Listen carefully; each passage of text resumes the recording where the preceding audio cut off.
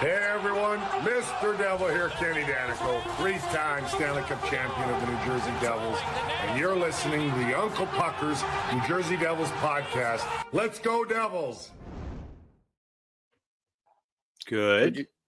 Easy on the ears. A little bit Much easier on the better. ears. Slightly low. We'll Well, figure I that think- out at some point. I think that this is better than the loud. I mean, it Yes. was very loud. So Very I'm glad loud. It was that- kind of yes. announcing we are coming. right. Yes, As you know. and for all the listeners, we have heard your feedback about that. We struggle with that too in our own headphones. So Yes, we do. No PR, What- bad PR.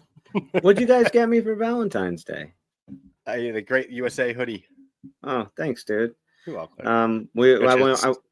I do want to start. Happy Valentine's Day, guys. First of all, happy Um, Valentine's Day. I do want to start speaking of USA with the 4 nations, but before that, we are going to get our housekeeping out of the way now, and then I have a question for you that has to start with the USA's goal song. But first, this NHL season has been as predictable as a puck rolling on its edge. No one knows where it's going, but that just means there's time for your favorite team to figure things out. Except the Rangers. We don't want them to figure shit out. Oh yeah, Come on, yeah, guys. no. Sorry, You said favorite didn't realize- team. Last thing I didn't was realize thinking this was an interactive ad. Sorry. All right, from now on, just shut up. Let me just start. No, I'm not. Your favorite team to figure things out and games left for you to get in on the action at DraftKings Sportsbook, an official sports betting partner of the NHL. It's super easy for first timers to get started. Try betting on something simple like picking a team to win. Just go to DraftKings Sportsbook app, select your team, and place your first bet. It's as easy as that. And if you're new to DraftKings, listen up, because new customers bet $5 to get $150 in bonus bets instantly. Download the DraftKings Sportsbook app now and use code THPN. That's code THPN for new customers to get $150 in bonus bets instantly when you bet just $5. Only on DraftKings. Gambling problem? Call 1-800-GAMBLER. In New York, call 877-8-HOPE-NY or text HOPE-NY. In Connecticut, help is available for problem gambling. Call 888-789-7777 or visit ccpg.org.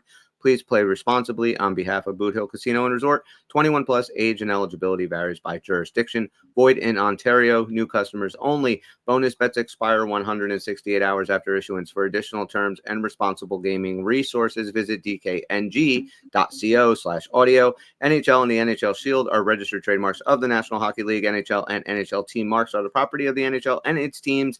NHL 2025, all rights reserved. DraftKings Sportsbook with code THPN. The crown is yours. Speaking All of right. DraftKings, they congratulations DraftKings. They turned their first ever full year profit after 13 Wow. years. of Good being for in existence. them. And I think I contributed a decent amount to that because Timo Meyer's not scoring fucking goals. 13 years. 13 years, yeah. profit? 181.3 million in adjusted That's like- earnings for its first that's like positive the, cash flow. I mean, that's like Uncle Pucker trajectory, right? Oh, 13 yeah. years, more profitability. No doubt. All right, so Yeah, we only got something like 10 left. That's That's cool. I it. can retire from my regular job and then focus on all the That's the income plan, from right? this. There's Make- nothing more. We're gonna that love I a would- bunch of 6-year-old Uncle Puckers 10 years from now. There's nothing that I would love more than to do this like as an actual full-time job. I love talking You hockey can. and You just Chris, can't live on Chris, it. you would be can, you I would just be won't make an any money. outstanding game show host. You have a great way that inflection that you can do with your voice when we do like our games and stuff. It's pretty remarkable. How you doing? let's Well, start you a, just uh, roll. Wittingly like call games and shit too. Didn't you want like? Weren't you into that at one time? You just would do it like for us, like watching the game, but your mind could keep up with it the way that like people call the games have to yes. do. I could never do that. Like I the, would- the speed of which you got to get the names and remember different things about them and just the flow of the game. But yeah, he would mute the TV once in a while and do it. You know, we don't Really? mess up, Well, that's man. fun. Yeah. Yeah, it's- so you'd be like his Danica. You'd be like, oh boy.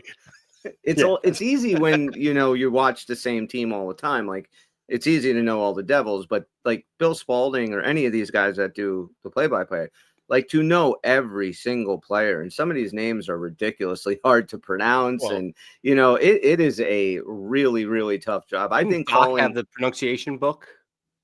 he might have. yeah. I mean, I Yeah. would think that you would probably. I mean, I would probably be spending 2 hours before every game just going over, with index they cards do. of the. Yeah, They I bet do. you They do. get You there have to early. study. Yeah, I've well, always and- had a question. Like, Mhm. probably, I'm assuming the answer it's a hybrid. But when they're up there in the booths and they're all different in most arenas, take our home arena. Are they like mostly watching a monitor closely or the ice, or is it just kind of like both? I think it's both, obviously, some kind of hybrid. But to get all the numbers and names and everything again, I'm assuming they're watching a lot of monitor. I would agree with you, but I don't know for sure. But yeah, I would agree that they are probably watching mostly the monitor, and like once plays kind of moving and stuff, and they kind of have a feel of who's on the ice, I think they maybe can let their eyes wander to the action a little bit more. But I'm with you because, I mean, there's a lot of times like Kenny Danico will mention something happening behind the play that maybe Spalding isn't aware of because he's kind of following the puck and the play. And I think Right. maybe Danico can easily watch the ice where Sure, the wider guy doing the view. play-by-play has Right. to, but I don't know. I've never It'd be done a it. great But question for them if we That, can get that'd them be a great on. question for Bill if he answered our tweet and said, He's "Yeah, not Johnny, gonna. come on." no, he's not. He's gonna. not going to. No I one's know. gonna. He Rachel, has come better on the things show, to do. please. Apparently, Dan has better things to do too, and so it's not just Bill. It's He would even at least people show up. that So, like well, us. speaking of pronunciation, as we're all wearing our USA gear, Yes. that So Finnish team, like imagine trying to cram all those names into your head. I know, Oh, right? God. And just Yokiharu would give me a friggin' heart attack, an aneurysm. Nice. I think it's job my on new that. favorite hockey name, though. After he scored that goal, I'm like, that's just a really cool name. That's a great name.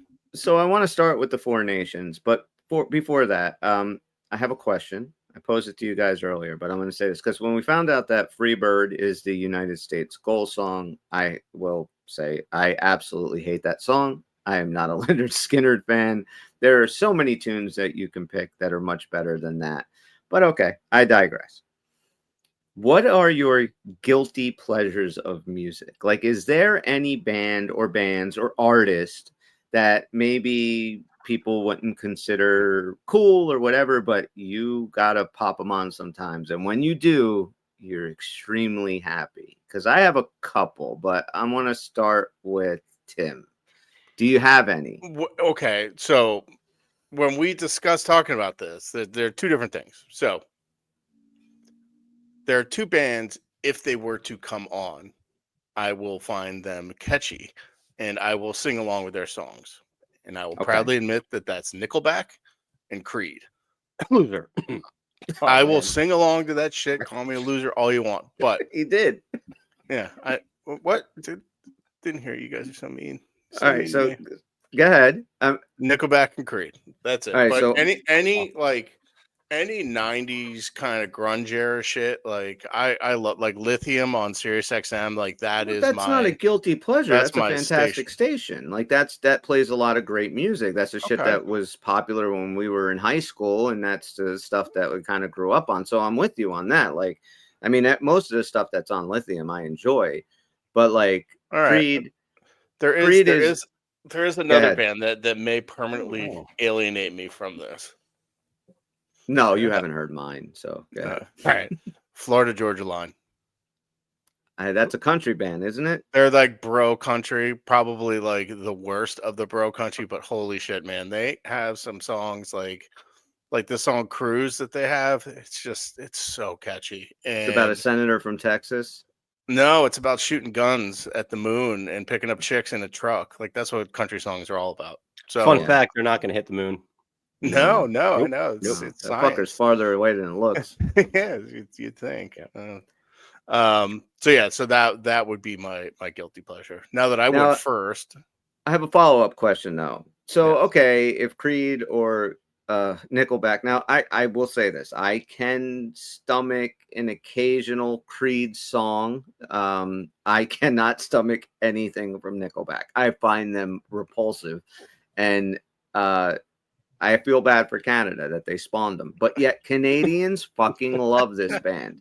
So anyway, My question though but is, Creed, like that Super Bowl, was it a Super Bowl halftime show that they did? I'm not even sure. It might have been an NFC Championship show no, I don't think Creed ever did a Super Bowl halftime show. Scott, the lead singer's in the Dallas Scott Stapp. Cowboys, where he's in a Dallas Cowboys jersey jumping around, and they're playing higher, and there's a dude like in like a doing the like ribbon gymnastics like in the middle. It was when Oh, I didn't see that. when shows were pretty basic, but Higher is an incredible song. Well, my question to you is, okay, they're a guilty pleasure. Would you see either of those bands live? Like if they were coming around to your area, oh fuck, Nickelback's playing. Like, do you got it? You have to go, or no? You don't like them that much? Okay, No, all right, absolutely not. all right. So Florida Georgia Line, Creed, and Shitty Back. That's your three. Okay. Mm-hmm. All right, all right. Bob.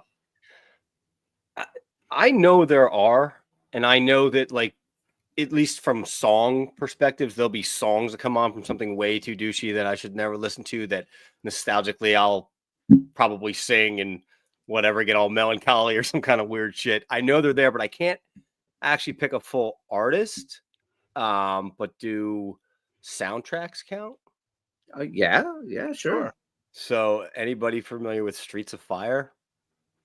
No. With Michael Pare, who played Eddie and the Cruisers. Sure, I know who he is. Rock and roll fable. It was starring a young Diane Lane who gets kidnapped, and Michael Pare's got to go fight. Who's the original Goblin from Spider-Man? The Tobey Maguire. Willem Dafoe. Willem Dafoe. Nice, ugly Willem Dafoe.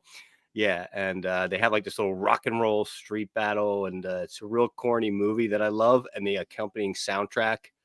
It's definitely a guilty pleasure. I can actually tell Alexa to put it on now. Like I don't have to plug in my CD. I say, hey, play the soundtrack. I have to check out the soundtrack of Streets of Fire. And some maybe of the songs are legit songs, but it's definitely a guilty pleasure. Like, is it original? Are they original song? I'm not familiar with it at all. Yes. I probably am, and it would probably like trigger something in the depths of my brain where I'd sing along if I. Yeah, there are definitely. Are we going to get a taste of it? No, we're not. I mean, look, the name. Anything with Diane Lane in it is worth watching. Yeah, I mean, she especially is 19. But that's not unbelievably beautiful. so Eddie and the Cruisers, man. That was a great movie. It sure both was. of them, my friend. Both of them. Please do not. No, Eddie Lives kind of sucks. So there's Nowhere Fast by Fire Incorporated, Deeper and Deeper by The Fix. I don't know that. One Bad Stuff by The Blasters, Never Be You by Mariah McKee, Sorcerer by Marilyn Martin, Countdown to Love. You probably know that one. I don't think so. Tonight Is What It Means to Be Young. I don't know what it is, but I grew up watching the I Can Dream About You, Dan Hartman. Yeah, okay, we know that song. So yeah, there's just I don't know. Yeah, that's definitely it. I mean, the only other I will put this on for my little walk that I do with my dogs tomorrow morning. It, dude. And you should watch. I think I'm going to listen to it tomorrow. I might actually watch the movie tonight after this. It's great. It's great. So I have a bunch. Like I do. I have a bunch of shit. Like I mean, Bobby, you know me forever. Like I don't consider Prince a guilty pleasure. I love Prince. I'm a huge Prince fan. Like that to me, that's just great music. But Neil Diamond is probably my number one. I absolutely fucking love Neil Diamond, and I listen to him all the time. I do love him. Yeah, and I kind of go through different ones, but this artist I've actually been listening to at work quite a bit, Pat Benatar. I fucking love Pat Benatar.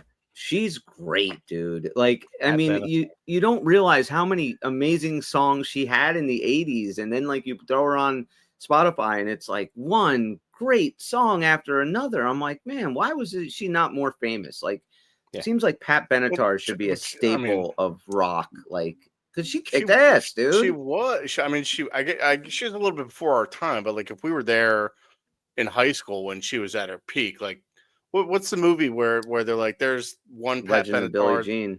There's another Pat Benatar. Yes. I think it's Legend of Billie Jean. I think it's Fast Times, isn't it?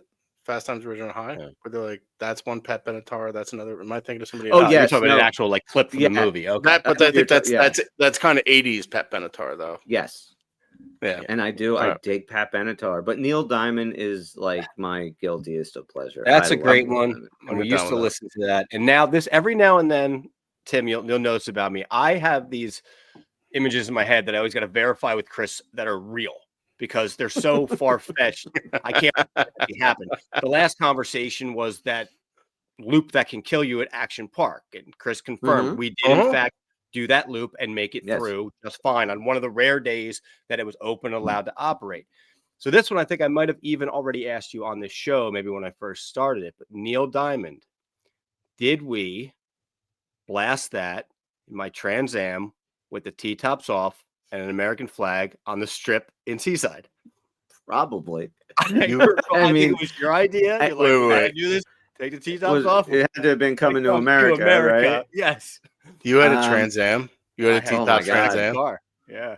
Get the Guys, fuck out of here. cover me for 30 seconds. I'll be right back. That's incredible. Did you have like long flowing mullet at the time? And like no, by the time I got the Trans Am, I had cut my hair short, but from 7th, 8th, and 9th, I was, Metallica head, everything black t-shirt, That's long incredible. hair, curled up, and then I kept cutting it more and more till it kind of became a tail, which was never my intention. I was just so curly out the back. I was trying to get rid of the curls. And then one day I woke up and everyone was like, dude, you have a tail. I'm like, I don't have a fucking tail. Like, that's a tail. And then I just shaved my whole head. Like, the first time I ever shaved everything except for the top. So yeah, I was I need quote you unquote burnout for 3 years. You need to burnout who doesn't. I need to see some pictures of this. All right. Like I don't know what Bobby told you, but so 8th grade. Something we're talking about my hand hair jobs game. and the Wawa and right when Bob and I backseat of the Trans Am.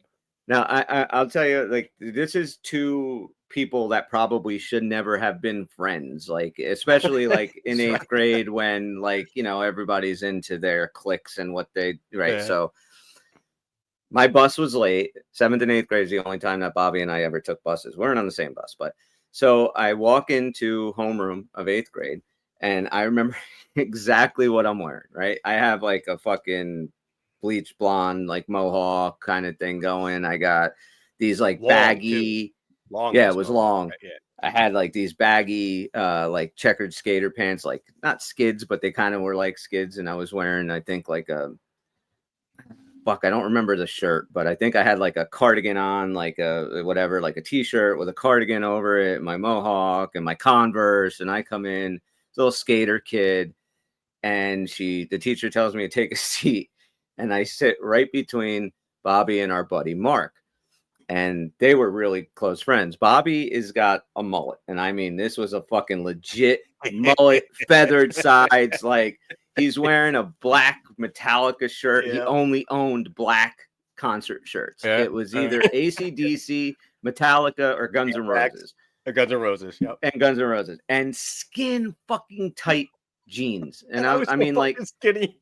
That shit it made a comeback, skin tight jeans, like over the last 4 or 5 years. But I think you were definitely on the cutting edge of that. And it would help if I wouldn't wear my jeans from 6th grade. Right. And money's like, money. Just this burnout, kid. And I sit between them. And for some reason, I don't know how, but we became friends, and that was it. And slowly Bobby started, getting more, I'm going to start, surfing and skating a little and doing all this other surfing. Stuff. And I just told Tim, it was by freshman year of high school that I was were completely out of the burnout. I was freshman year. I was still black t-shirt burnout. Yeah. Sophomore year is when I started to kind of reduce the flow of the long hair in the back by trying to get rid of the sides until I just told Tim I wound up having a tail. And I was like, fuck it. You guys are like, dude, you got a tail. I'm like, I don't have a tail. Like, no, that's a goddamn tail. So I was like, all right, cut this shit off. So by sophomore year, I'm completely cleaned again. I'm back to wearing all my surfer gear. But I did have that 3 years of very dark. Yeah. But those are good friends. Be like, buddy, you have a tail. You got to get rid of the fucking no doubt. And it was Mark. That's a good friend. Who would cut you're like, I'm going to be your friend for life. Yeah. And I was really hoping that bus stop story is going to be like, I missed the bus, and then this 8th grader pulled up in a Trans Am smoking a cigarette. He's like, you want to ride? And he did smoke cigarettes back then, and he did have his 85. That was a fucking cool car. Every morning he'd pick me up when he got his license. He'd pick me up, and we go to school in the TA. And man, we drove that thing down to Myrtle Beach. I mean, was not Myrtle Beach, Cape Hatteras. Yeah, Hatteras. Hatteras, right? That's an outrageous car to have, like when you're like, what were you, like 19? Yeah. Well, my first car was a Trans Am. That was a 4-cylinder Trans Am that only had 3 cylinders running, so that lasted about a year. That was junior year, and we got to park kind of on Raider Way, it's called, Mhm. which is like right next to our school. We'd park and walk up a hill, and then by senior year, you park in the actual parking lot, and that's when I had the Trans Am. So And then when you he did had a the little bit of pickup in yeah, the. yeah, dude, Jean Jackie, open it up, you're sitting on the hood. You're like, Yeah. Oh Yeah. God, he was fucking like you watch Billy Madison when he Yeah, rolls up to class and me, dude. that's exactly what I'm that's envisioning in my head. REO Speedwagon blasting.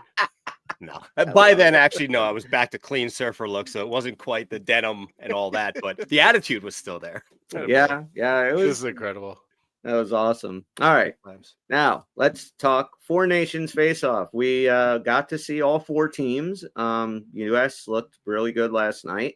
Curious what everybody's thoughts are, and curious of what you guys are thinking about tomorrow's games, both of them.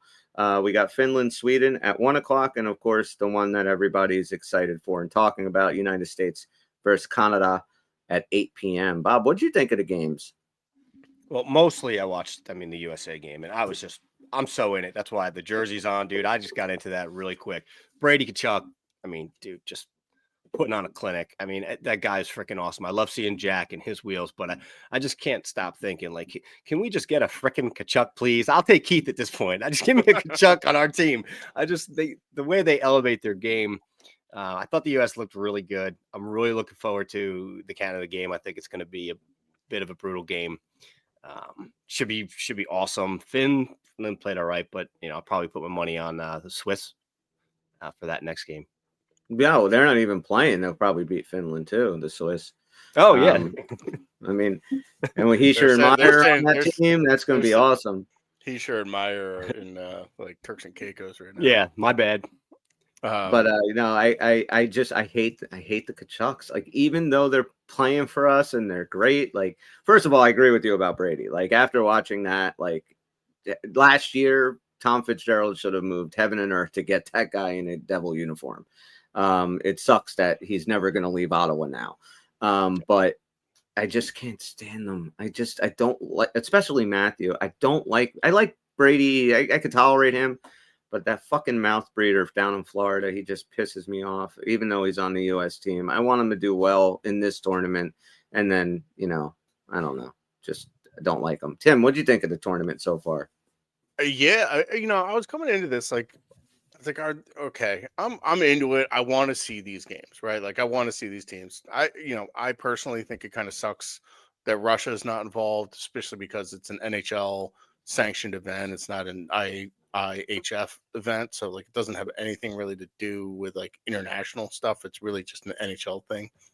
But the big concern was like, are these guys going to take this seriously? And from the drop of the puck and like just the way like the pregame and Mario Lemieux coming out, I'm frozen again. Mario Lemieux coming out, just everything was done so well for that game. And the Canada Sweden game was lightning fast. That was one of the and Canada was all over them the first 10 minutes. Sweden kind of came back, got it back together, came back, tied it. Jesper got a nice little assist on the tying goal. But that was just a hell of a lot of fun to watch. And that Bell Center, I haven't been to a game in Montreal in like 15 years. I think, went back when it was even like maybe even the Forum or whatever the iteration was before the Bell Center. But that place was rocking. Like, it just looked like such an awesome atmosphere. And I was like, all right, these guys are taking this fucking real seriously. Last night was a little bit more of a boxing match. It was a little slower, a little bit more sort of tactical. But then the U.S. team just exploding in the third period was incredible. I think the Finnish team, like, it kind of sucks that Heiskanen's hurt, and then they have one other defenseman, I forget his name, who's also hurt. So their D-core is just totally decimated. And I think, leaning on Barkov and Lundell and some of their forward depth to really help defensively. I think just it was a matter of time before the U.S. team was gonna break through. And then the Kachuk brothers. Things aside, like I enjoy watching them play. Like, they're fun unicorn type hockey players. Brady is just such an animal. Like, he's just such an absolute animal. Same with Matt too. So it's It's fun to watch. I'm into it. Like this game on Saturday is going to be outrageous. Like the ratings were really good for both games. I think 3 million people watched the US game. That's impressive. Yeah, so that's like a huge number for a hockey audience. So all in Yeah, all, fun it's hockey. pretty successful so far. It's too bad Shea Theodore got hurt. Yeah, that sucks. That's kind of been the also the gripe about this is excuse me. What if one of the star players gets hurt? But it's a Vegas player, so they've proven to have ways around that. Yeah. So yeah, so I'm in. I'm gonna duck out for a second just to get my video to work. Yeah, and sure. I'll be right back. Good. Yeah, I'm big into this. I love this tournament so far. I love the NHL. I wish they would adopt 10-minute overtime. Oh. Even the point system. Yeah. But I would change it a little bit. Like, I know that they would never do this because even like I think it was McKinnon came out saying like I don't want 10-minute 3-on-3. Like I was gassed, going that long. But I would love to see. So if you win in regulation, and again, the NHL would never do this, but I would like this better. You win in regulation, you get 3 points. Mm-hmm. You play if you're tied after regulation, right? You can each get what was I thinking? No, I was thinking that I gotta get him back in. Hang on. All right. You back? All right. Yeah. So I was saying that about the 10-minute 3-on-3 overtime. I really like that. I wish that they would do like something like after regulation, maybe everybody gets in the NHL like a point and then play 10 minutes 3-on-3 for the other point. And if you don't get it, nobody scores, you just tie it and each team gets a point. Like I would like to see that over the shootout, or something of that nature. So you're not doing the 3-point swing like they do. You're still keeping it a 2-point max. I mean, I guess you could do. I had it in my head before how it would work, but now I completely am like drawing a blank of how I wanted to do it. Like 3 points if you win outright, but you have to make every game then worth 3 points. So maybe 1 point each for a regulation tie, and then you play for 2 for the 10-minute overtime. I think that's how it's. Shit, we should probably know this, Well, but two is a win in over. 2 points for an overtime win, and 1 point for the overtime loss. So that's your 3-point swing, and a clean win is 3 points. There's your 3-point swing. So right, but if there's nothing after the 10-minute shootout. So should that no the 10-minute overtime? So that should just be 1 point each. Yes, that would just be 1 point. I'm done with that. I'd I like wouldn't to mind see them moving to that scoring system. They're going to NHL rules for overtime in the championship game, right? Yes, I think it's a they're 5-minute straight overtime. overtime. But I think it's straight 5-on-5 overtime. You play till somebody wins. It's playoff style. Yeah, it's playoff style is what I meant. Yeah. Okay. So, but no, I love this tournament so far. I mean, I thought that the Canadians were going to put 12 up, the first few minutes into that game. I was like, oh boy, this is going to get really ugly for the Swedes. But, I think Canada, I mean, they came out with so much piss and vinegar. They couldn't hold it up. I do think the Americans are going to beat them. I think Sweden beats Finland tomorrow, and I think the United States beats Canada, and then Canada is going to be in a lot of trouble. Because I think it will be, like I said, Sweden and USA on Thursday night in Boston, where the national anthem probably won't get booed. But, Maybe. I mean, I'm so tired of Boston's. Here's the thing. Like every reporter was asking the American players like how they felt about it. How about you throw the follow-up question up? Like, do you agree with the reasons that they're booing? Because look, I mean, you're asking them those questions. I think, look, booing a national anthem is like the mildest form of protest that anybody can do. Like people that are getting their panties in a bind over this, like, stop, you little snowflake. They have legit reasons of why they're booing, and they're not booing America. They're not booing the Americans. They're booing a certain administration that, they have a gripe with. So I'm just why they shouldn't too. It's like it's interesting that you bring that up. And sorry to interrupt. I just wanted to, because there's this guy Cam Robinson who's a reporter, and he writes for Elite Prospects. So he had kind of did what you did. He asked that sort of follow-up question, but in a Oh, he did? in a different way. He said I was texting with an American player who asked to remain anonymous. I asked how he felt about the U.S. anthem being booed. The guy said, "Don't love it. Makes you kind of cringe to see that." I then asked what he thought of the continued threats of annexation and the president calling the Canadian PM governor. Yeah, when you look at it from that side, I wouldn't like another country threatening to swallow up mine, especially one as big as the U.S. I'd probably do more than boo an anthem, Exactly. There you go. which Exactly. is exactly the context behind this that I think is needed. It's like, yeah, if like I was Canadian, I'd be pissed about this shit too. Yeah, Be like, what let's the flip fuck it are you talking around. about? The Yeah, president, so- every chance that the Canadian Prime Minister gets to get up there and shit talk us as a country and say that we're just basically another province of Canada and the president of the United States is a premier only. Like basically that's what you'd be pissed. You would probably boo their national anthem. This is our closest ally, both back in the day, politically and geographically. Like, Yeah. The reason that America is so powerful and the superpower, preeminent superpower of the world, not to get in the weeds on politics and stuff, but it is also a big part of it is because we are insulated by two friendly, gigantic countries on both our north and south border, and keeping good relations with those countries is one of the biggest things you can do for the safety of our country. So to see it going in the shitter over, dipshits, not, with no idea what the hell they're talking about, going out there like, certain president saying the shit that he's saying, I'd be pissed too. I mean, they do have a legitimate gripe. So I'm just, and like I said, booing something is the mildest form of protest. Like if you're getting upset about that, let's stop being snowflakes here. That's all. That's it. You heard it here first, Canada. No more snow.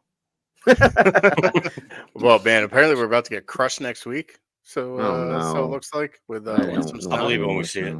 Yeah, I know. Last It'd be crush like, was 2 different be like- storms over 2 days, and be we like got 1 both inch. you guys promising your wives on Valentine's Day, and be like, "Hey, we're gonna get 8 inches next week." And then you show Oh, up, we then measure it twice. 3 times. then you show up with 3. And you're like, "Hey, you got to fold it in half." All right, so what are we starting with, boys? You want to grade the bottom 6, or you want to play a game, or should we keep the game till later? Let's grade the bottom 6 first, and then hopefully we got time for the game. All right, for people that if you didn't hop on the last show, we did this whole grafting with our top 6 forwards, and now we're going to do it with our bottom 6 forwards. So we have 3 separate graphs here. The first one is the players for stats from the 23-24 season. The middle graph is their stats up till now through 57 games, and the bottom graph is their projections from ESPN preseason, before the season started. And over here on the far right is like their projected points if they stay on pace. Why? Oh man, this is the wrong one. Son of a bitch. Hang on, guys. This is the wrong one. I have to get the one that had Mercer on it. I thought that I had it. We might not be doing this right now. Give me 1 second here. I thought I had that one done. Mercer's no man's land. He wasn't in the top 6. He's not in the bottom 6. Like I said, I know, right? He has no role. What's his role? He doesn't have a role. I thought I had it, but I don't. I have the wrong one. Let me see here. Yeah, that sucks. I'm in favor of voting without Mercer, and then we could do a whole segment on his grade. Yeah, we can. I mean, I can also just give me 2 seconds, and I can grab his numbers. Yeah, give me 2 seconds. I'll be right back. I'm going to grab his numbers so we can actually talk. I got his numbers right here if you want to project off. Okay, then that's perfect. If you're good. Yeah. All right, so we'll start with I had taken the ones I did this morning. I don't know why it wasn't saved, but I had moved Justin Dowling out because he didn't even have any projection from ESPN anyway. So I figure he's probably not long for this team, and I put Mercer in. When I did this, I just screwed up. So I had Eric Holla, Paul Cotter, Justin Dowling. It'll be Dawson Mercer, Nate Bastian, Curtis Lazar, and Thomas Tatar. Right. We bitched and moaned a lot about our bottom 6 and how underperforming it has been. So we'll just go through the stats from this season, right? Eric Holla so far has 45 games played. He has 5 goals, 6 assists for 11 points. He's a -8. So 11 points. He was projected to play 77 games, 15 goals, 21 assists, 36 points, and be a -8. He's actually dead on with the -8. Going on the projections of his path now at 11 points for the season, Eric Holla is projected to finish with 17. According to ESPN, he was projected to have 36. That is ridiculous. I mean, when we get to the grades, we'll talk about that a little bit more. And we got Paul Cotter, who's played all 57. I think that anybody would say Paul Cotter's been exactly what we kind of expected him to be. 13 goals, 6 assists, 19 points. He is a -7, but he was only projected to, first of all, play 76 games and give us 25 points with 7 goals and 18 assists. So he's already 6 points under his pace projected for the whole season. Yeah. Right now, if he keeps at this pace, he'll have about 30 points for the season. Yeah, Then you go to goals what's that? and double the goals. Right. Now, Justin Dowling, he has played 39 games, 2 goals, 3 assists, 5 points. He had no outlook projected, so he is what he is. Nate Bastian so far has only played 39 games because he's always hurt because he's made out of fucking marshmallow fluff. 3 goals, 5 assists, 8 points. Nate Bastian is projected to play 54 games. He's only projected to have 5 goals, 7 assists for 12 points. So on pace for right now, he's right there, 11 or 12 points for the year. Curtis Lazar, guys. I'm just going to tell you his projected first. Projected to play 73 games to give us 6 goals, 13 assists, and 19 points. That's what he was projected at. So far, Curtis Lazar has played 32 games. He has 1 goal, 3 assists, 4 points. At this pace, Curtis Lazar is going to finish up with 6 points. Jesus Christ. Then we go Put me to in, Thomas, coach. right. Thomas Tatar, 51 games played, 5 goals, 8 assists, 13 points. He's a +2. He was projected to play 70 games, give us 9 goals, 15 assists, and 24 points. And if he keeps at the pace he's at, he will give us 16 points. So that is our bottom 6. And I think just by these numbers and their projected numbers, you can see how underperforming this team is. Now, Well, let's Bobby, throw Mercer's stat line in there now real that's quick. what I was going to ask you. Dawson Mercer has played 57 games. He has 13 goals and 12 assists, which is an even 25 points. He's a +8 at his point per game production right now. With what's left, he'd pick up just shy of 11 more points, putting him at 36 for the year. 36 points for the year. Right. Curious what he was projected at. Let me see if I can pull this up really quick. I hate that I didn't have the right one. I'm sorry. All right. And again, this projection is strictly based on points percent that he's done so far. It's likely he'll wind up with more than 36, but that is what the math tells us right now. Nah, you sure about that?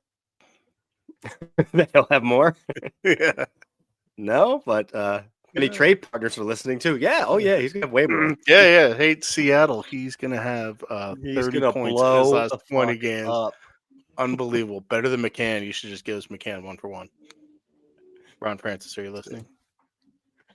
Okay. Ronnie, Dawson can Mercer. you hear me? Take Let me Dawson see if Mercer this- off our hands. Yeah, I'm actually kind of bummed that there hasn't been a trade yet. He's I a goal was scorer. He can Really score hoping that would get done. and throw the fish. Ronnie, can you hear me? Why is this not loading here? All right, so let's start our grades. Guys, Okay. Eric Holla has played 3C most of this season. We've talked about that being a position of need for the Devils. So obviously Eric Holla is not cutting it. 45 games, 5 goals, 6 assists, 11 points. He does do, I'll give my grade first. He does, you don't realize how good he is in the dot until we don't have him, and he's definitely needed. he does bring an element to that bottom six. He's not afraid to drop the gloves. He'll play a little physical. He can be an annoying little asshole. Played well, I thought, against the Rangers in the series 2 years ago. But as far as offensive production, I'm going to give Eric Holla, like, to me, he's a C- right now. And I think that can move up if we get a 3C and drop him down to the fourth line, because I think his production is much more akin to what a fourth line center would be giving you, not a third line center who should be. He's able to take on teams' better lines. He's able to shut guys down. He's good defensively, good on the penalty kill. So for those reasons, I like Eric Holla. But for where his position is on the team right now and kind of what the team needs, like, he should be driving that bottom six, and he's a drag on it. So he's what I say he was? A C? C minus? C minus. C minus. I'm going to stay at that. So that's my pick for Eric Holla. What do you got, Bob? So I'm with you on a lot of his intangibles. I still like the man as a player, but I'm looking at this from the standpoint of you have been serving as our 3C. And I believe that it is within reason to suggest that a 3C in his position can get a point like every third game, roughly, which would forecast out to more like 27 points throughout the year. And he's on pace to come in about 10 points under that. So he's certainly not doing anything overly noticeable on offense. And I know he's good on the dot. And I know he brings other things. But yeah, I couldn't give him more than a C for the body of work he's put in so far this year. And what about you, Mr. Tim?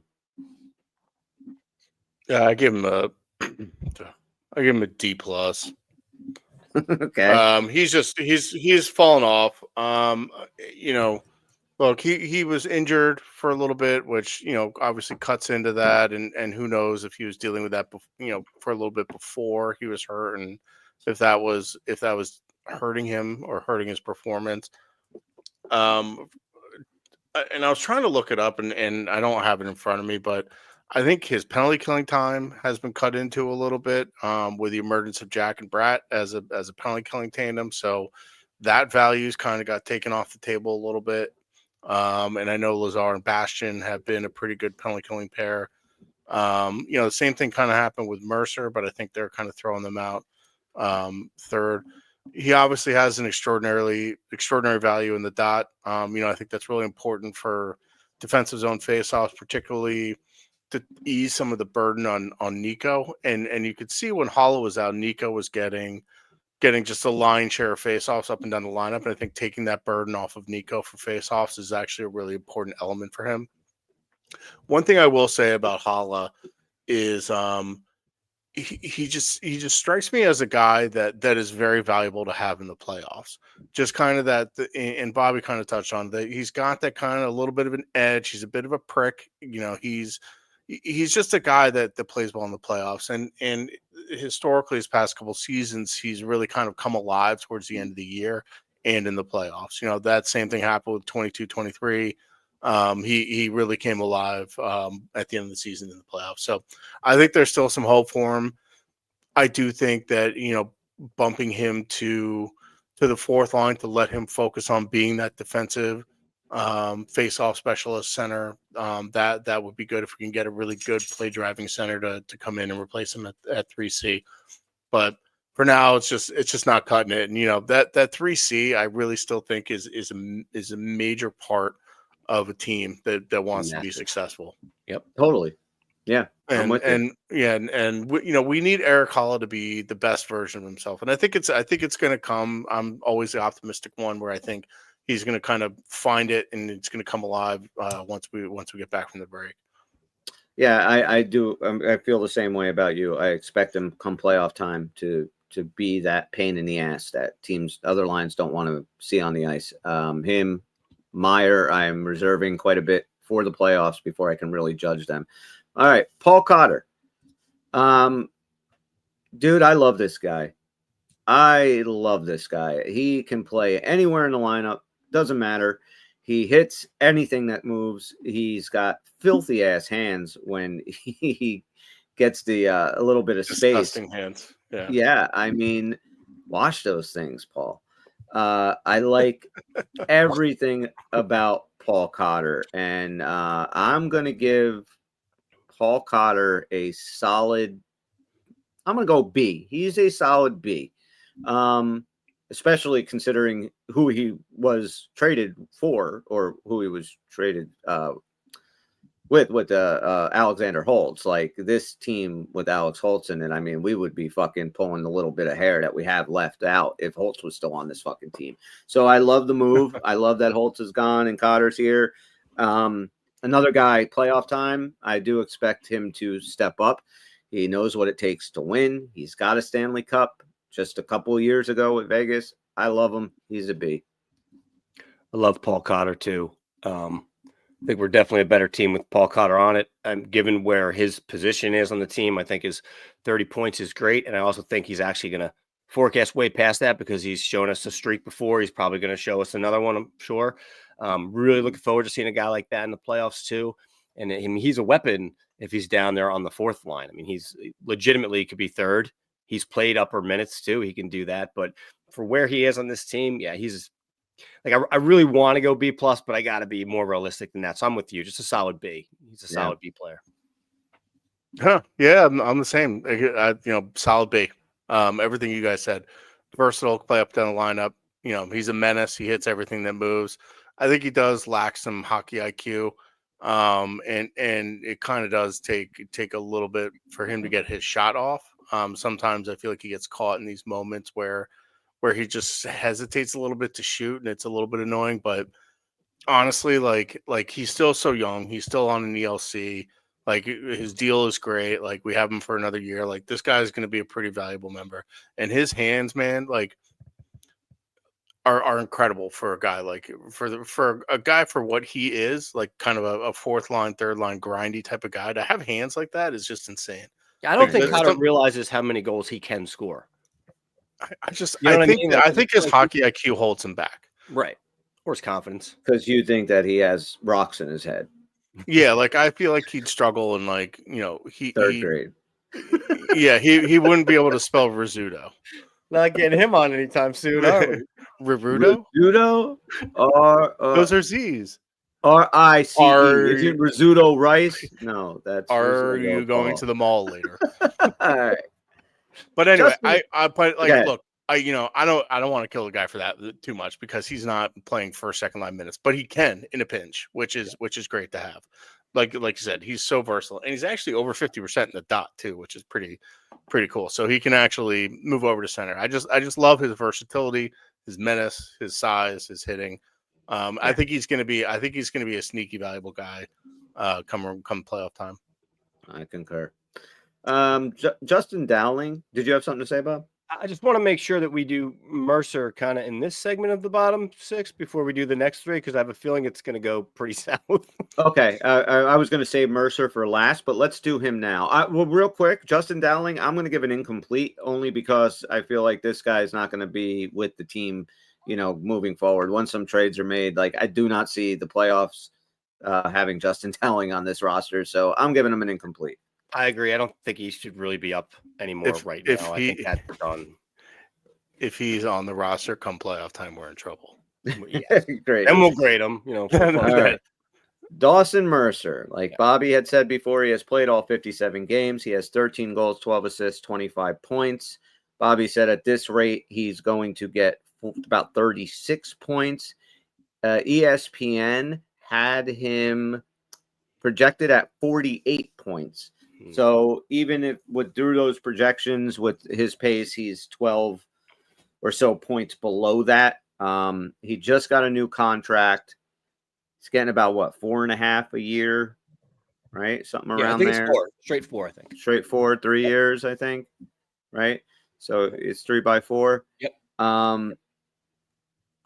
Look, Dawson Mercer to me has become nothing more on this team than a very valuable trade chip, and I feel like he's what we talk about it a million times. His board work is awful. I mean, this guy cannot go retrieve pucks. He is just there's just so much about his game that I don't like. I think he can when he gets his shot. I mean, he's got a nice shot. He's got some good hands, but the intent, all the little things that everybody says shit about, like, Palat and stuff. Oh, he does the little thing. Like, to me, Mercer doesn't do those little things. And you said it, right? Tim, his power penalty kill time has been cut into. And these were the things that I thought kept him relevant on this team. And now we have other guys that are taking over those minutes and doing them more effectively. Dawson, if we go into the playoffs and Dawson Mercer is still on the roster and we haven't traded him for a guy like Evans or Frederick, or package him for the other guys we talked about, Raquel or Besser, like right now, that's what Dawson Mercer can do best for New Jersey Devils, is be a part of a solid piece back here to help the team in the playoffs. I'm going to give Dawson Mercer so far this year, I'm going to give him a fucking D+. Okay. This is the most interesting one of all the ones that we've done so far, because there's a lot to unpack with Dawson Mercer, considering where he plays, what the expectation was, his actual contract salary to the benefit of what he's providing the team. Right now, he's legit kind of a third line guy. And by my math, if I'm looking at a third line winger with a reasonable salary, he would be over projection at a point every like third game. That would be like 27 points, and he's more like 36. I still think he's an offensive threat to some degree. I think he's light as a feather on the boards. We get that. But with Dawson Mercer, regardless of where he's playing, I think the confidence in this kid, like if he got one big playoff goal, like a game time goal or a game winning goal, I could see him getting like the game winner the next like 2 of the next 3 games in a series and just blowing up for a round. It's not going to be a. You sneeze like a kitten. You have a cat that sneezes like that? Performance. What kind of cat do you have that sneezes like Big that? cat. She has allergies. Leave her alone. Biggest cat you've ever seen. Like a fucking. It's called a lion. You just went. I went over here to sneeze, so I didn't sneeze into the microphone. I know, and we gotta heard get one of the fancy microphones with a mute button. All right, I'm sorry. I got this thing for like this thing came. It was like $10 from China. All right, China. It shows how much stock you put in the show that you got the $10 mic when Chris and I opted for the $20 mic. You That's cheap right. piece of shit. All right, so finish your Mercer thought. I mean, I'm basically done. I think that he offers more value than what we're seeing. He's a disappointment a little bit in his total production, but I don't think he's a waste. And I think if he's still on this team, like I said, he'll have some shining moments. He might get streaky here and there. His value for his contract is actually not that bad. So I'm not going to kill him. I'm going to give him like a C, maybe a C+, because he's a man without a role. All right. Tim? So I've thought about this actually more than I should be, thinking about what I'm actually going to grade Dawson Mercer. It has occupied a little bit more of my time than I'd care to admit. And actually, I kind of agree with a lot of what Bobby said in terms of, I think there's actually for his contract and the value we get for him. I think his production is kind of in line with where it should be. We want more from him, a little bit more. Like, I think that 48-point projection is probably a little bit more, but the kind of general rule of thumb that I'd always used is $1 million per 10 points. So that would put him right at that 40 point range. I think the issue, and it's what you talked about, Chris, is he's supposed to bring this kind of get in the corners, dig the puck out, a little bit of grittiness. And I feel like he kind of has somehow regressed into the opposite of that, where he's become a lot more perimeter and a lot softer, and he bounces off of guys. He obviously didn't get the memo on working out over the summer and to get bigger and stronger. I still think there's some potential in this kid. And I think a lot of it has been that he's bounced around the lineup a little bit, and I think he needs probably a little bit more consistent of a line mate. He's also not like a play driver. Like he's the ultimate passenger and needs a play driver, and I think that's kind of why he and Timo work pretty well together. because where he excels is kind of in tight in front of the net with hands. He actually has a pretty good shot. I've had some problems with him not pulling the trigger on things. That may be a confidence issue.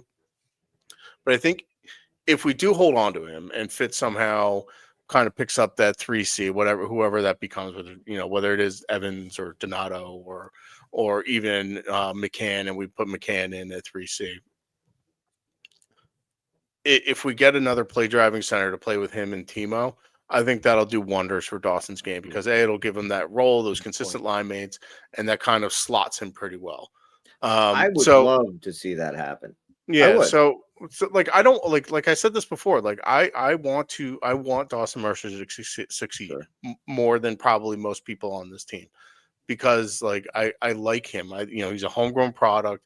He was the kind of I guess the salvation of a pretty shitty first round with Stillman and Holtz.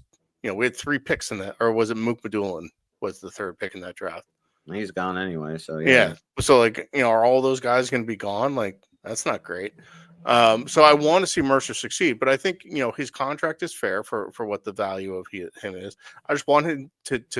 Are you going to be a wing? If you're going to be a wing, you got to get better on the boards. You got to be a little bit firmer on clearing the puck. You got to be a little bit firmer on the amount of times that he gets that puck on the right wing boards in the defensive zone. And he just flubs it out or doesn't make a full effort to get that puck out of the zone or make a good pass. It just happens so often. It's incredibly frustrating. But all that being said, if he gets traded, hopefully it brings in a good piece. Ron Francis, if you're listening, again, Dawson Mercer is amazing. You should give us Jared McCann for him. But so all that being said, I gave him a D+. Okay, so me and you are on the same page with the D+. I thought you were going to go a little higher with that. Now, I this is what concerns me too about Dawson Mercer. And Tim, you touched on it, right? Like he's supposed to be that gritty guy, right? Things concern me when he made this team. For all intents and purposes, every single Devil fan, every reporter thought that spot was going to Alex Holtz. Dawson Mercer came into camp and took it. He just took it away. He did it through hard work. And that season, we saw something in this kid. Like, holy shit, who is this guy, right? He comes out of nowhere, beats Alex Holtz out for the job. And then the next year, he has the big year, 29 goals and everything like that. Now, you brought up the fact that you guys both said it. Tom Fitzgerald mentioned to this guy, like, you need to work out. You need to get bigger. You need to get stronger. It doesn't look like he took any of that advice. The one thing that I've always defended Alex Holtz with was anything that Coach Ruff or Tom Fitzgerald told him he needed to work on in the offseason or during break, he did. This kid did everything. He just didn't fit in with this system. I just don't think he might not be an NHL caliber player. He doesn't get the game. It doesn't get him, whatever. But he tried. Like, that kind of worries me about Dawson Mercer. Like, you even see Jack Hughes, he's gotten stronger every year. Jesper Bratt has. Dawson Mercer, like, why has he not taken that seriously? The regression from year to year to year is what worries me. And I don't have a problem with his contract, and maybe, like you said, if it's Jake Evans or, like you said, Donato or McCann in the middle of him and Timo, I'd love to see that if you can make that work, because I like Dawson Mercer. I think Dawson Mercer's got hockey smarts beyond. I mean, he makes. Seriously, put him and Paul Cotter together. You know what I'm saying? And like Paul Cotter's would just be mush, like his brain capacity. Dawson Mercer is very smart, and he should definitely get into some type of analyzing or broadcasting or something after he's done playing hockey. But while he's playing hockey, I just need more from him, like the regression, all the shit that I mentioned. So I want to see him do good on this team because I like him. I want to see all these guys do good on this team. Yeah, like I don't I don't want to see this team fail. Like I'm not actively rooting for any of these players to fail. I want them all to be better. But I think we need to be objective in where they are right now. And realistic, and with Dawson, like his progress is never linear, and there is something to be said for coming to work every single day for the past 3 years. He's an Iron Man. That's a pretty good trait to have. So I don't know. I want him to do better.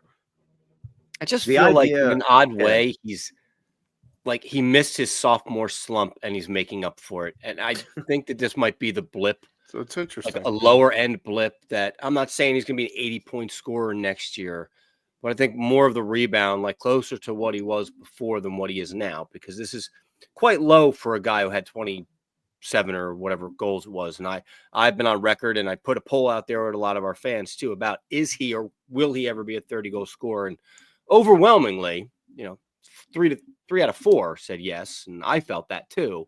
So maybe this is the blip, Yeah, You know- that could be. But in that 27, I brought this up before. That 27 goal season, was Very largely streaky. predicated on that one hot streak that he Mhm. had. That was outrageous. I think he even set a franchise record for Yeah, he did. for goals in a row. He was almost How about many he 40-goal was like on scorers pace to had that beat. too? So is Pete he Gretzky's. is he that guy? Is he this guy, or is he somewhere in between? And I'm guessing it's probably somewhere in between. I do think though that the next 2 or 3 weeks will tell us a lot or all of what Tom Fitzgerald thinks of Dawson Mercer. Yep. Because He has to. it will come down to if he does believe in everything that we say we would like to see him be. If Tom Fitzgerald believes he's going to be that, he's not going to get traded. And unless it's some whammo like over the top Godfather type of deal that you got to get rid of him for this guy, then but if he does go to like Montreal for an Evans, like if you trade Dawson Mercer within the conference for maybe, I'm not shitting on Jake Evans. I'm just saying, like, I think that's a lot to give Montreal the potential, the idea of, and I've said this, I used to say this all the time about Alex Holtz. The idea of Alex Holtz is a lot more appealing than what Alex Holtz is. I'm kind of that way with Dawson Mercer, right? Yeah, and I would never put Mercer in a deal for like a Jake Evans or Donato. Those are second, third round picks. That's the extent of what those guys are worth. And that's probably overpaying for those guys because of the way the marketplace is shaking out. If Dawson were to get traded, it should be for one of those high line Raquel, Besser, McCann type of wings. And I think that the leash is going to be short coming out of the break. I think it's here you go. No more excuses, guys. For most of you, you got a nice break. You got out of your system, you went down the island, you partied, do whatever the fuck you want to do. It's back to business. Like you got to show it now and you got to show it quick because we got to write this shit for spring like soon. So this is it, right? They gotta like just break through the tape as soon as the season starts back. Yeah, no more of this. We're learning. We're still growing as a team. It's like you're either going for the cup or you're not. That's it. Yeah, I agree. 100%. All right, let's blow through these last three.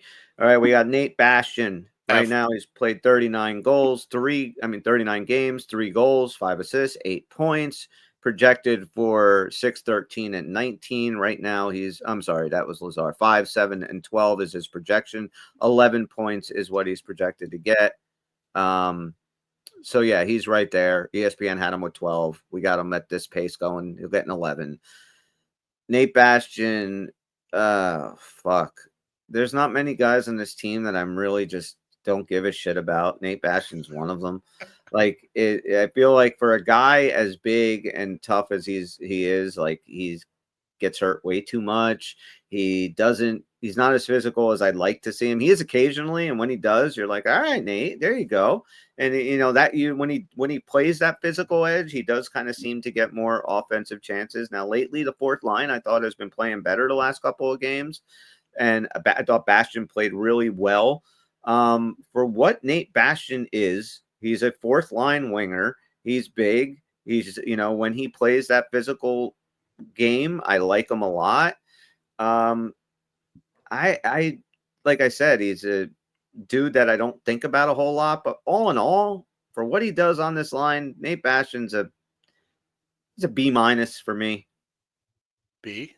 Wow. B is B minus. B is in bear, but not that bad. Okay.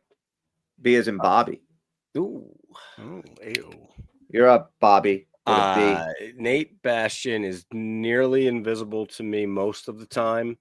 I'd like to see him approaching at least kind of that 20-point mark, even though he's a fourth liner. I think that at his salary, which is not huge, this is just kind of nitpicking at 1.35. You can literally slice that in half and bring up kind of anybody at 750. I just don't know that there's any Nate Bastion effect that can't be duplicated by like literally anybody. And I expected a little more from him. So this will be my harshest grade to date at a D plus. Wow. Okay. All right. Timmy. Oh, Nate. I give him just a flat D. You know, I don't know if I'm being too harsh, right? Like you said, he's a fourth liner. That's his job. That's always been his job. He's not particularly fast. He doesn't really kind of do much. He's a good penalty killer. I'll give him that. And he's good defensively, which I don't know. Is that all we want from him?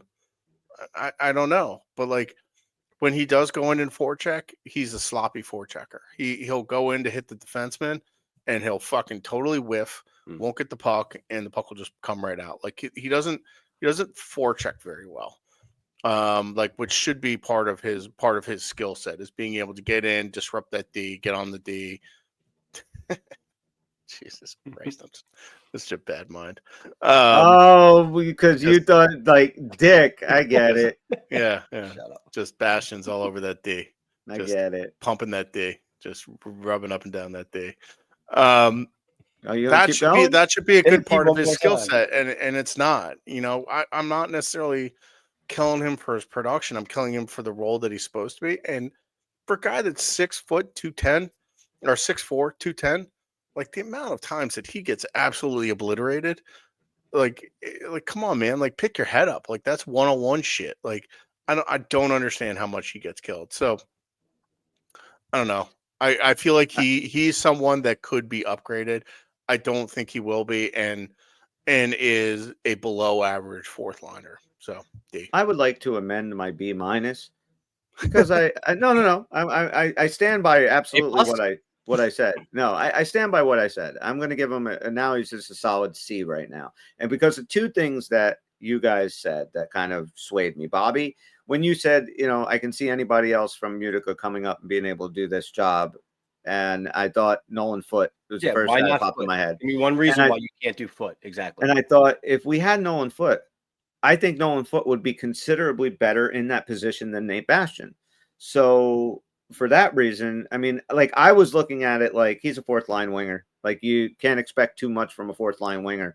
But then Tim bringing up his size and the fact that like he can play physical and we've seen it. He can, you know, but he does whenever he does get a big hit, he's fucking out.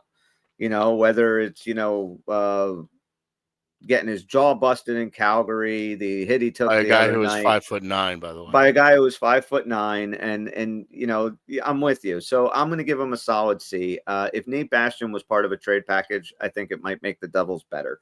So I'm going to amend that too. And in a cap crunch, the $500,000 difference between him and Foote at the trade deadline is a $2 million player. There you go. You know. Exactly. So, and one last stat about Bastion is I just find actually kind of hilarious because I think it lines up with everything that we're saying. His expected goals for different, or his difference between his expected goals for and his expected goals against is 0. So Wow. meaning like he's just kind of there. Like nothing good happens, nothing bad happens really. Yeah, he's parsley. Kind of, he's just there. Yeah, he's parsley. When it's on your plate, you're like, oh, look, that looks nice. But you never say that when it's not because you just don't fucking miss it. You push it aside for the state. And if there's one thing we've all always done on this show is if you are a player of size and you don't at least use it to a reasonable level for your skill, we're not seeing a guy go out there and beat people down. That's a big problem. That was what we hated about Kevin Ball. That's exactly what we hated about Kevin Ball. Yeah, like he should be like he should have the Mystery Alaska tree speech was like, you're the big guy, like you can kill people. Yeah, but like he misses people when he goes in to hit him and like watch the next game. Next time he goes into forecheck, he'll go in flying and he'll just absolutely miss the guy, and it blows my mind. All right, we're gonna move off shitty Nate Bastion. It's getting a little late when we have so much time and such little to do. Strike that. Reverse it. Curtis Lazar, 32 games played, 1 goal, 3 assists for 4 points.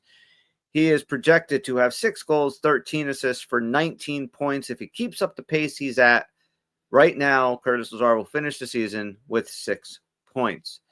Curtis Lazar was brought here, traded for. Okay. Tom Fitzgerald saw something in Curtis Lazar he liked. And I think the things that he liked was his grittiness, his toughness, his ability to get in front of the net, to score greasy goals, to be that kind of, I don't want to say unsung hero, but more of like that,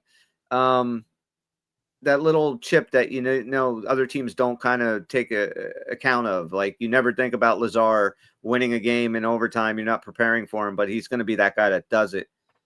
What we got this year from Curtis Lazar is a flat out F for fuck Curtis Lazar, because I cannot give this dude anything better than an F. He's been invisible this year, provided nothing other than hanging out with Amanda Stein during the fucking thing that it did, whatever it was, the Devil's Youth Foundation. The sweep the deck thing. Thank you. Other than hanging out with her and being mildly funny and just, seems like a great, lovable guy. I don't fucking want him on my hockey team if this is what Curtis Lazar is. I am so more disappointed in him than almost any other player on this team. He gets an F. I hate this one because I love Laser. And speaking of salaries, he's only $1 million. He makes $350,000 less than Bastian. And I know in hockey terms that don't mean shit, but think about our lives: $350,000 less than another guy that we just said is completely shitty. But in respect, Nate Bastian has double the points as Curtis Lazar right now. Right. If Lazar were on his he does. ESPN pace of 20, that's perfect for where he is as the fourth line center, assuming he's bringing in all those other intangibles that we loved about this guy last year, but he hasn't done anything. And I really don't think I can actually give an F. So I'll have to go D- just to save some face. But I want to go F, but I'm going D-. So you're just passing him on to the next grade, to the next teacher, just to make it that teacher's problem. Exactly. Yeah, absolutely. I can't get him out of fourth grade. Guy can't fucking read, and you're just letting him graduate to the next level. So D- is pretty bad. So if you get D- on your driving test, you don't get a license, right? So it's it's bad. Are you keeping Curtis Lazar back for another year, Tim? No. I'm giving him an F+. So you're keeping him back another year? No. Yes, F. He failed. F. As in fuck this guy. F. Curtis Lazar. The only reason I'm giving him a plus is because he's so goddamn funny. That is the only reason he's why. He's delightful. He's an incredible person. The only reason I didn't give him more than an F+ is because I haven't seen enough video of him roasting Luke this year. I have not seen enough of him busting Luke's balls. Listen, he's also only played like 32 games, so I got to give him some benefit of the doubt there that he might pull his shit together. I hope so, man. He's the worst forward we have on this team, and it's by a lot. And I could give you actually the number for that. So that same number that I said with Bastian, the expected goals for versus the expected goals against, he's at a negative 6.8. That's second worst on the team. There's a guy that's worse than that we can get into when we talk about the defense. The next closest forward is Dawson Mercer, who's 0.3. So he's 6.5 goals worse than the next closest forward. He is not a 4C. He's a bad hockey player. He is the reason why we need a significant bottom six upgrade, because if you slide Holla into that spot and then we get someone better, even if we get someone better than Lazar and leave Holla at 3C, like, he's the guy that really needs to get upgraded. And I think you slide Holla down into his spot, that is an immediate upgrade. I hate to say it because he's such an incredible guy and so awesome, but that doesn't get you very far. This is a what have you done for me on the Ice League? And I'm sorry, Curtis. You're the best. I hope you don't listen to this. Don't worry about that. You stink. Right. You stink. F+. Okay. All right. Then okay, I think anybody else have anything else to say about final one? Let's go. All right. Tomas Tatar, 51 games, 5 goals, 8 assists, 13 points. He's projected 70 games, 9 goals, 15 for 24 points. And in this rate, he's going to probably end up with about 16 to 17, 18 points below what he's projected. Tomas Tatar was brought back here for some god unknown fucking reason to, I guess, rekindle the magic of 2 years ago. I'm much more into recency bias, and I would like to just look at, you look at his numbers from last year where he had 9 goals and 15 assists and 24 points. Tomas Tatar is a shell of what he was, but the guy does show little glimpses, right? He can score some fucking goals where he works his ass off, and we've seen that this year. Not a ton, but we've seen it. So I think Tomas Tatar on the 4th line is where he belongs. I think if you upgraded the center position or you had Holla down there, I do think you'd get much more production out of him. He's not a top 6 guy. He was brought in here. If those were the reasons to play with Hischier again, it was the wrong reasons. He gets paid what, $1.5 million or something? 1.8. 1.8. Almost 2. So I mean, I don't think this team really misses a beat. Again, like you said, Bob, if you have any kids down below that can come in for, no money and give you that kind of production. So Tomas Tatar for me is, I guess, around a D+. I'll give him the plus, but that's where I'm at with him. Tatar was a shot in the dark. Tatar was our team's mostly filled. We can always use another veteran guy who won't let you down most nights. Maybe he rekindles the fire with Hischier. Maybe he doesn't. And if he doesn't, he's probably going to be extremely serviceable on a lower line and give you everything that you'd expect from a veteran. But given his salary compared to some of the other grades we're given, his production, landing at maybe 16 points, I think even on the 4th line, he should project to more like 25 to 30. So he's off the mark for that. He's supposed to give a little more as a veteran calming influence, although I do agree with you that every now and then he does come up with like that big goal or a big moment. But overall, it's not working for him this year. I'm going to give him a D. All right. Okay, man.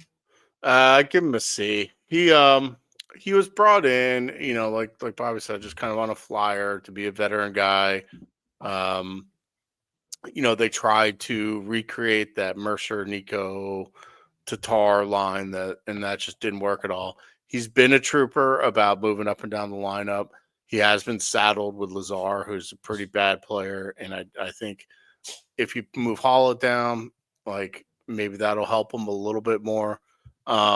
He is a notorious playoff ghost, so I'm hoping that I think that he's a very easily upgradable piece, and I won't miss him one way or another. But I think he's been a pretty serviceable guy.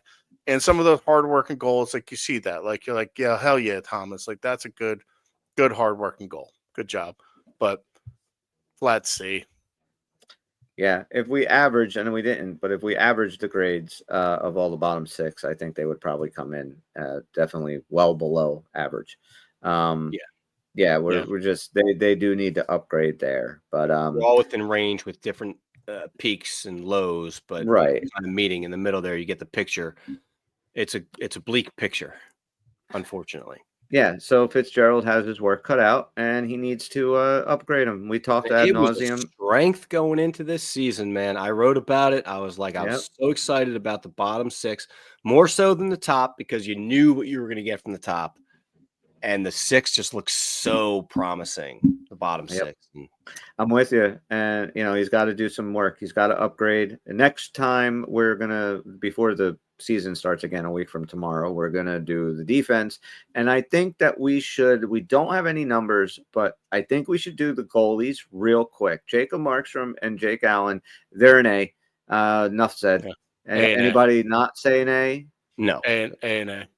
Tom Fitzgerald absolutely nailed it. I mean, that's so huge. When you see that, like, we had such a problem last year with goaltending, and you look at what he went out and got and how these guys have played, it's like, man, we couldn't ask for anything more. So much so that we've had a lot of talk about the fact that, okay, this is Allen's last year, so natural progression is next year we got Markstrom, we bring up the next kid up, so kind of fill that line. Then Markstrom's gone. Who's going to show up and be the next kid? I'm thinking each of them get extended another year or so. We can delay that plan. Like I have no what problem with think that. the sheriff I'd was have saying. no problems giving Allen another year. Yeah, I mean, Markstrom we already have for a year, and if Dawes isn't ready and Malik isn't ready and Poulter's not ready, give Markstrom another year, and then like keep it going, keep it All right. rolling. Do you guys want to do double, or save it for next time since we're already an we're hour at and 20 in? 120. We should probably save it. All right, we're gonna play that again next time. So we're gonna wrap this thing up. Thanks a lot. Let us know what you guys think. If you're watching us on the YouTube channel, subscribe, whatever. If you're listening to us, download, subscription, 5-star review, all that other bullshit, guys. And yeah, so again, let us know what your grades would be for the bottom 6. Really curious what you guys, the listeners who are much smarter than us, would think about that. So Let's not get carried away. Well, they can get their own channel. Mostly. Come on, guys. It's okay to flatter them once in a while. Oh, they're definitely smarter than us, or at least me. I'm good with that. Tim and Bob, I'm Chris. We're the Uncle Puckers, and we will see you when we see you. Thanks, Bye-bye. guys. Happy Valentine's Day, Pelican.